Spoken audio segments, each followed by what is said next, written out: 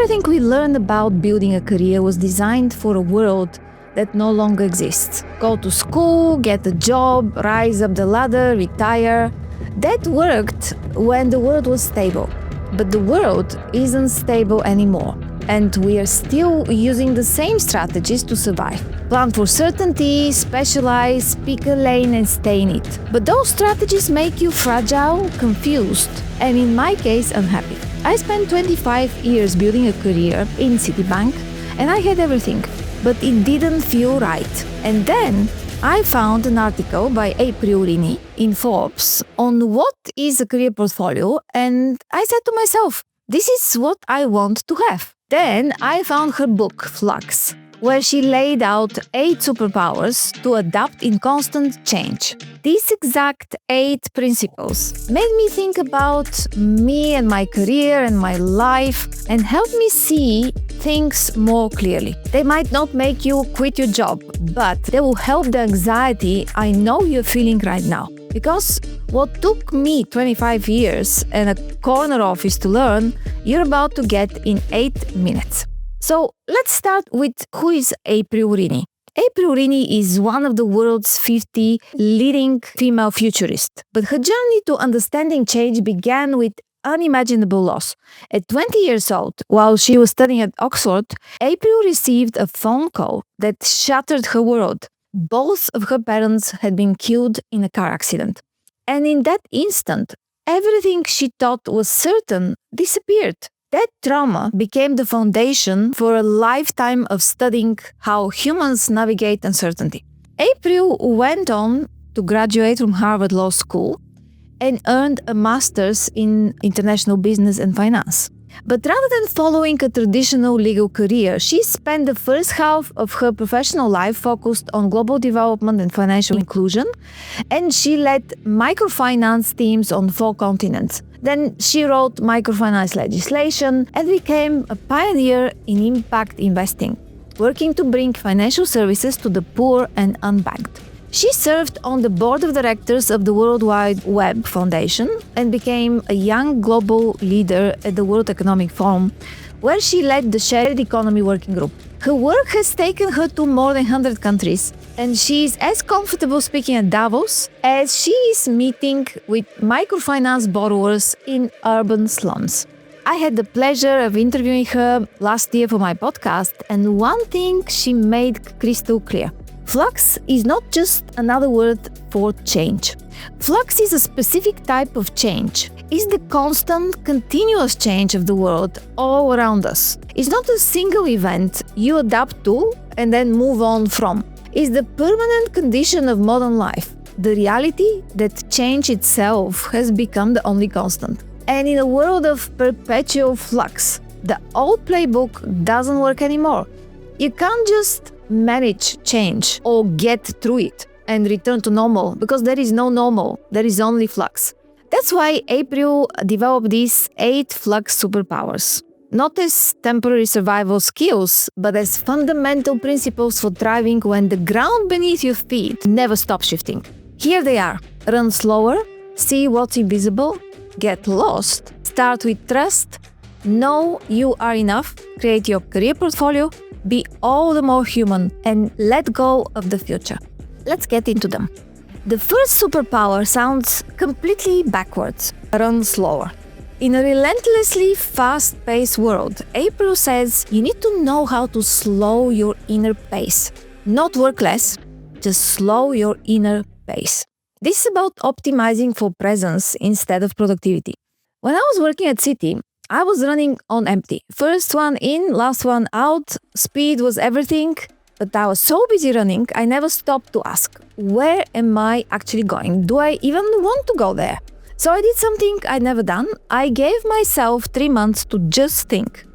No applications, no networking, just space for myself and my thoughts.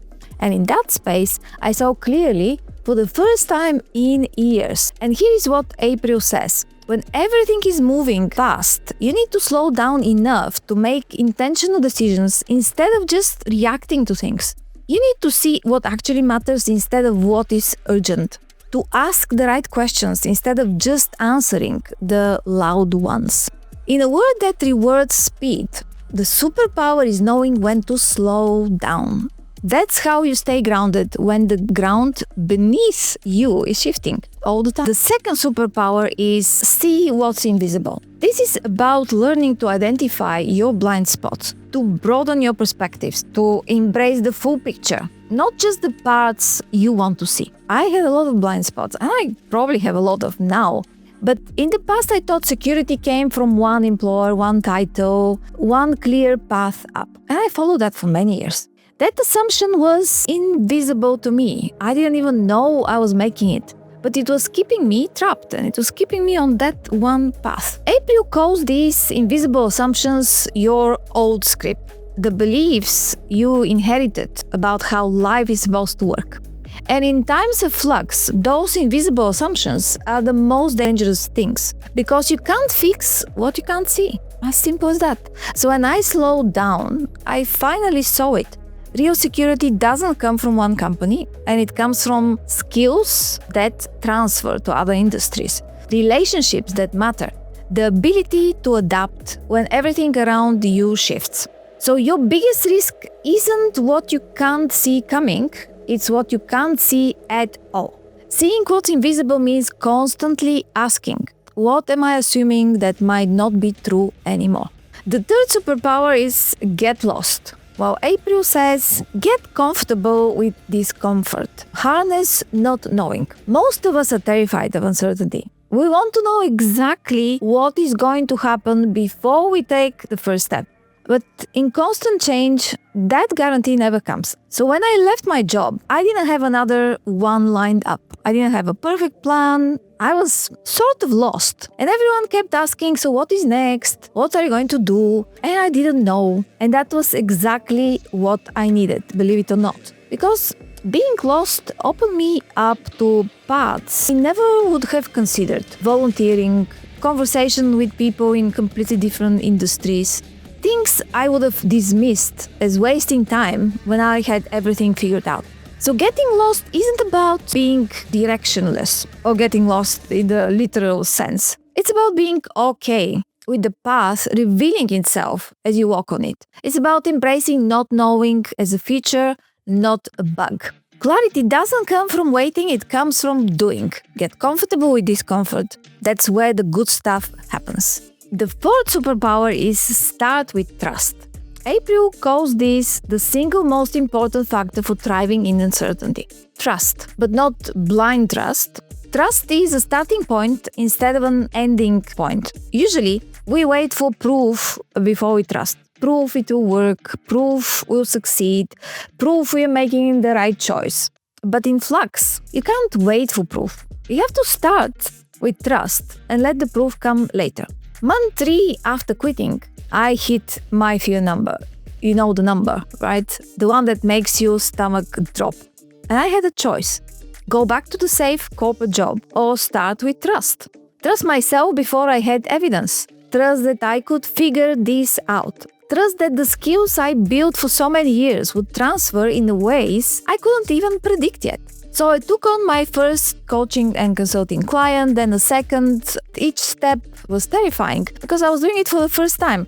But each step also built momentum because trust creates action and action creates proof. So you don't need certainty to move forward. You need trust. Trust yourself before you're ready. That's the superpower. The fifth superpower is know you're enough. This is my personal favorite, as it is the foundation of true happiness and well-being. If you don't know what enough is for you, you chase more forever. More money, more status, more security, more bags, more shoes, more clothes, more of everything. But you will never feel secure because there is always more out there. Somebody's always have more than you. When I knew my enough, everything changed because I stopped comparing myself to others. I stopped chasing achievements that didn't actually matter to me. So my enough, I just wanted to have a salary that will allow me to live the life I want. Enough money to have the lifestyle. Enough recognition to feel valued without needing constant validation. Enough challenge to grow without burning out. So in times of flux, when everything else is shifting, enough is your anchor, is the ground beneath your feet. It's how you stop the endless chase and start actually living. If you don't define enough, someone else will keep moving the finish line. Know you're enough. That's the freedom. The sixth superpower is my favorite. It is create your career portfolio. So this is how April looks at it. Design and own a successful, meaningful career that's fit for a future of work in Flux. The old model was one job, one career, one identity. But that model assumes stability. So what's your career portfolio? It's all the skills you've built, and these don't have to be from your CV. Being a mom, being a dad, a carer, being a gardener, these are all the skills you need in your career portfolio.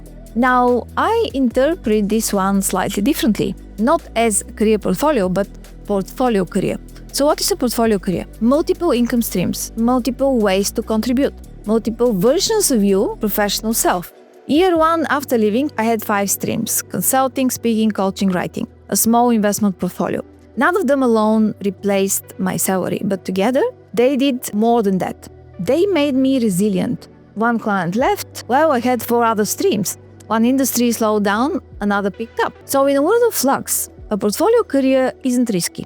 Having only one option is the risky one. Diversification isn't just for investments, it's for your entire professional life. So stop putting all your eggs in one basket. Build multiple ways to create value. That's the security in the 21st century. The seventh superpower is be all the more human. April says that you have to recalibrate your relationship to technology to favor human connection. As AI accelerates and technology transforms everything, this becomes more important, not less. Here's the thing. Machines can process data. They can't hold space for another person's pain. They can optimize systems, but they can't offer wisdom earned through lived experiences. They can generate content, but they can't create genuine human connection and genuine human experiences. When I left banking, I stopped trying to compete with efficiency. I stopped trying to out-machine the machines. It's not possible. I simply doubled down on being fully human. Deep relationships, empathy, creative problem solving, the ability to sit with someone in their uncertainty because I'd been there too. That's what made me valuable. Technology is changing everything. Your humanity is your competitive advantage. Double down on what makes you irreplaceable. The eighth superpower is let go of the future. Level up your relationship to control for better outcomes. We want to control the future all the time. Plan for every outcome. Eliminate any risk. But in constant change is an illusion all the time. I spent years trying to control outcomes that I couldn't control. 5-year plans, 10-year plans, contingency plans for my contingency plans. And all that control did was make me more anxious. Because no matter how much I planned, change happened anyway. And letting go doesn't mean not planning, right? But it means holding your plans lightly. Being willing to adapt, change when reality doesn't match your predictions. And reality never matches your prediction in constant flux. Letting go made me more adaptable, more present, more able to respond to what's actually happening instead of what I thought would happen. Flexibility is power. In times of flux, adaptability beats certainty every single time. So here's where you are. You can keep playing by the old rules. Plan for stability in a world that's unstable. Specialize in skills that will be obsolete. Put all your eggs in one basket and hope it doesn't break. Or you can develop these 8 superpowers. Run slower, see what's invisible, get lost, start with trust, know you're enough, create your portfolio, be all the more human, let go of the future. Week 1 after I quit, terrifying. Month 3, liberating. Year 1, empowering.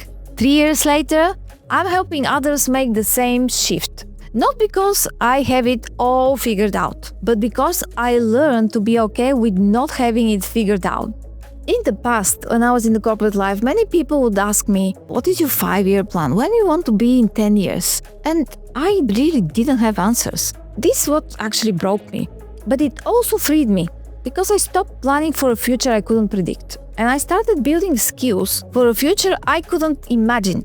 The world's not getting more stable. Your jobs are not getting more secure. The old rules aren't coming back, but you can get more adaptable, more resilient, more alive this week. Pick one superpower, just one. The world doesn't need more people clinging to what used to work.